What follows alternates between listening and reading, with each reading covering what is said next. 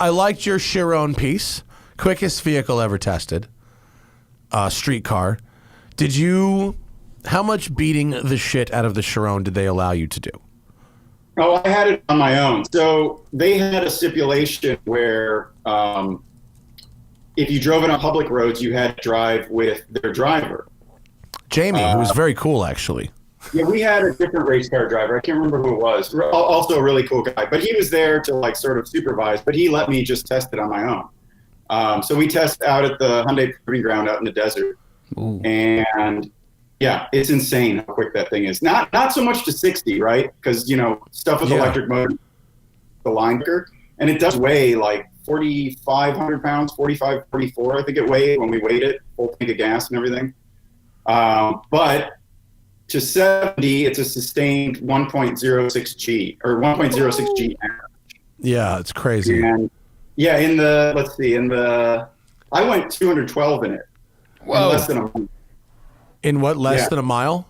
Less than a mile. In 0.7, in 3/4 of a mile, it went 212. That's pretty good for a street car.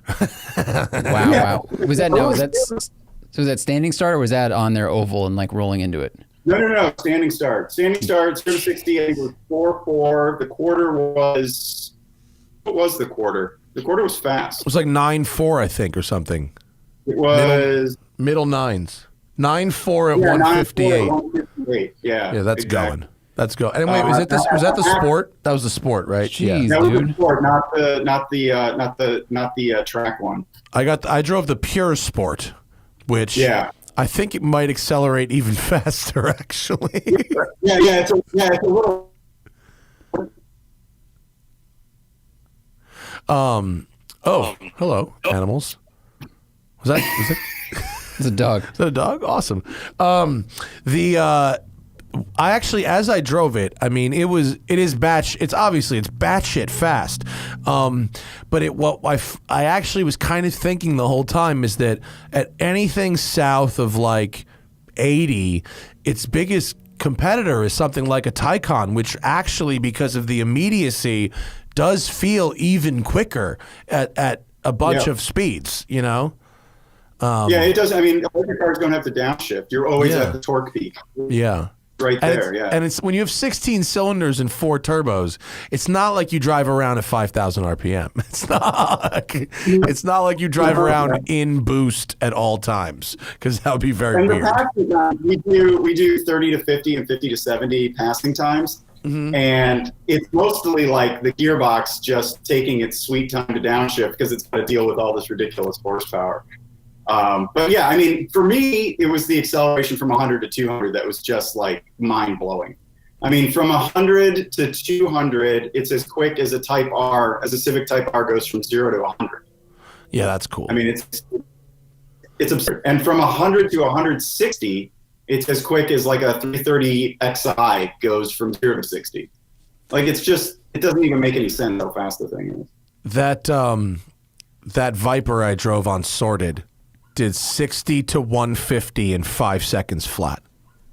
I wanted to talk to you about Sorted because I watched the East Coast ones. The East Coast ones were crazy. But my favorite part of the episode, or my favorite part of Sorted, was you take them to the track and then they all start braking like tuner cars are wont to do. And I enjoy that so much. Well, there is an inverse relationship between vehicles that are great for SEO and vehicles that work at track days. Yeah, I can see that. It's good entertainment, but if there's any consumer advice built into it at all, it's like buy a stock car and go to a track day with that. Well, yeah, and it's like, to me, there's some hubris to tuners, right? They think that they can do better than the original manufacturer who has a full team of engineers and everything. And so when they blow up, you're like, yeah, I'm not that surprised. Otherwise, they probably would have built it that way. So in general, yeah, at the finale, which just aired, which was filmed in Florida, we brought the Calvo Viper, which was the 2,000 horsepower Viper, this Nathan Sissio's 1,000 horsepower 991 Porsche Turbo, and then this Audi RS3 that was like 900 of the tires, all I mean, the Viper, I don't know about, was kind of streetable. The Porsche and the RS3, perfectly streetable, actually. And around Miami Homestead, Roval, the RS3 and the Viper, and actually all three of those cars beat our benchmark car, which was the Porsche 918 Spider. Now, could they do it 10 laps in a row? Maybe, maybe not. But a warm-up, a flyer, and a cool-down at a Speedway Roval, and all three of those cars did, in fact, beat the $1 million Porsche, from That's 7 years ago. insane. Crazy, Yeah, right? I mean, that Porsche is ridiculously quick, just ridiculously quick. Plus, it's got hybrid assist too. I'm shocked. Yeah. What happened with that Supra? What was it? There was burnouts down the straight. the silver Supra, right? The silver Supra was built by this mild-mannered guy in New York. His name was Mo. I don't remember the name of his shop. I'm sorry. But it was like $1,300 to the tires. He has no aero. It's a slick body car, right? I think he said it was the only silver hardtop built in 1995 or something like that. It's got slicks and skinnies.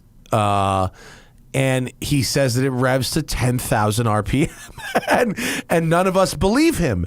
And so he has his video on his phone that he's showing us of it actually revving to 10, and it's just like all the fucking way around, Right. And he encourages us to do that, and it does burnouts, fourth gear, 100+ miles an hour.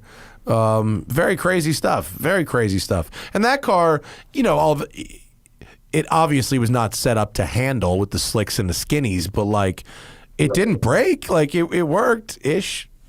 It had suspension and everything, I assume. Was it just set up for drag? Drag car. It was a mile car. It was a mile car, and I bet you the car would run 200 to the mile easy. Because the mile's all about, as Tony will tell you, it's about fourth, fifth gear. You know what I mean?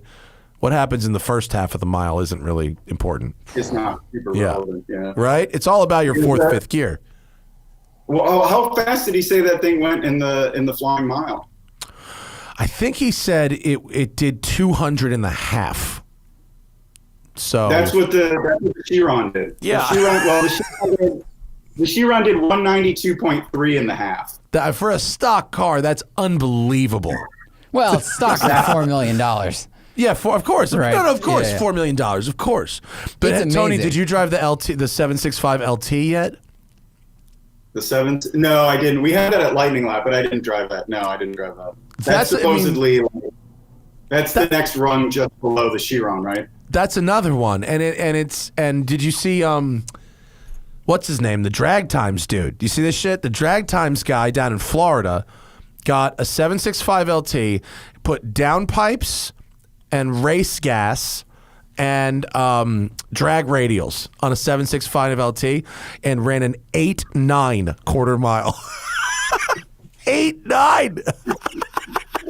What did he trap at? I don't know. 150? Zach will have to. It's a ridiculous number. Yeah. Zach will look it up when he's adjusting my camera right now. But when he sits back down, Well, the fastest I'd gone to Proving Ground. So the Proving Ground has a straight that's about, I would guess, around 7,000 feet, between 7 and 7,500 feet. So it's over a mile. But you have to, these cars are going really fast. You need to brake.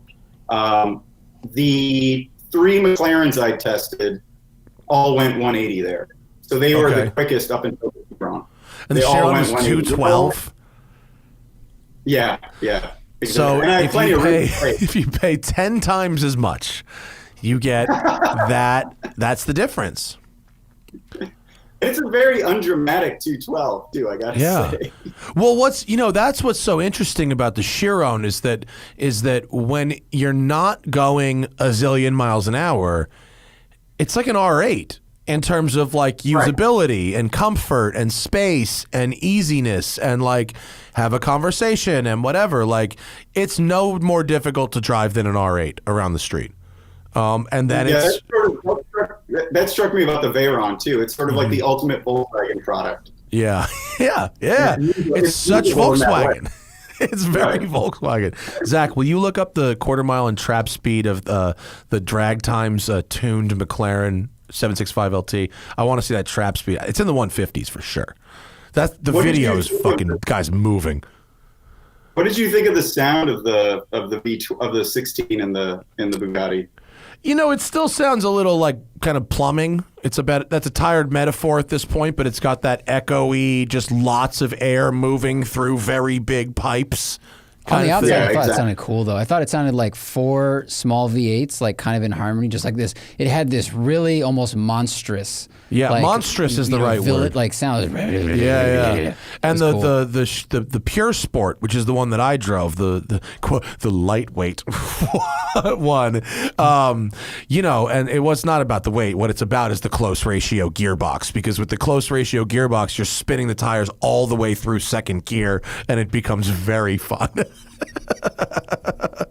Yeah, I mean, on hard, did you did launch control starts? I take it too. Fuck yeah, dude! If you get a chance, if you get the chance to do it once, you got to do it twice.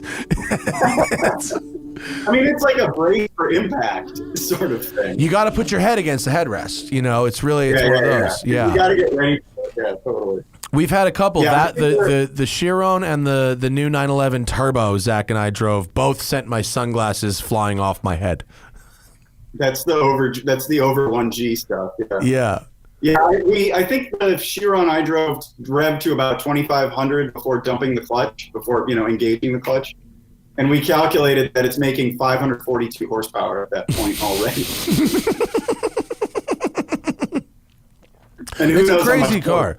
It's a crazy car. I mean, and talking to, because I drove it, with Jamie, right? And so I spent 3 hours in the car with this guy, and I was just, he was talking to me, not using names or anything, but about the types of people, because this guy's job, which is fascinating, is not just to deal with members of the media like you and I, but customer drives as well. So the kind of people that get invited to test drive Chirons, and if you qualify for this type of privilege to test drive Chirons from a customer perspective, they're bringing the car to you, or whatever. And so he's talking about these guys who are really, really eclectic and interesting, and he said it goes beyond, like, if you were doing this for Lamborghini, there'd be so much ego, and he's like, these guys are kind of beyond that. They don't even really give a shit. They don't even go very fast. They just are happy that it's comfortable. It's been very interesting. But it's like the guy who makes wire coat hangers, in Florida, and has like $6 billion, because he's cornered the wire coat hanger market or something. Well, you would hope as the guy riding alongside him in a 1,500 horsepower car that these people would have plenty to live for, and I can't imagine a guy who has more to live for. They don't want, their lives are pretty special. They don't want to endanger themselves in any way. Was that it? This is the Drag Times car. Maybe it was the Street Speed 718 guy, 717 or whatever his name. The other guy. Sorry, I apologize. That's okay. The Drag Times guy ran a 99 stock at 146 in the LT. That sounds about right. Yeah. Just look up first 765 LT in the 8s, and that'll get you there. I don't know why I'm obsessing with this, but I want to know the trap speed now because I know it was 158 in the Chiron. What else? Yeah, go ahead. Sorry, go ahead.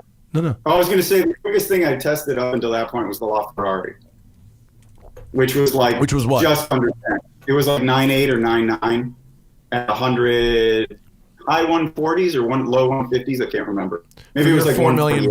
Which cars got the goods for $4 million? I'd probably go with the Ferrari, but the Chiron is so incredible. The Chiron's more livable, obviously, which is what you were saying. It's sort of a regular car. You just get in it starts, and you just drive it. It's just the speedometer goes to 400 miles an hour or whatever the hell it is. 300 miles an hour. Well, what's really interesting about that Pure Sport thing is to get the close ratio gearbox going, they fucking whack 83 miles an hour off the top speed. It tops out at 217. I'm like, wait a minute. So you're telling me you have one model car that has variants that have a spread of 83 miles an hour at their top speeds? Like, that's fucking nuts. The gearing of the regular Chiron is intergalactic. I mean, it's like, top gear is like, 60 miles an hour at 1,000 RPM, so it can go 280 or whatever the hell it goes. Yeah. I do regret not taking it out on the oval. Hyundai has an oval and they're speed limited. But it's a big oval. I figured I could have gone out there and snuck in a nice 240 or 250 before anybody noticed. Yeah, that's my only regret. That's my only regret. Hyundai Proving Ground rules. What a great place that is. Oh, it's spectacular. Just having a proving ground is such a great thing. You just never have to worry. The times are all consistent and good. It's good. It's very nice. It's very nice.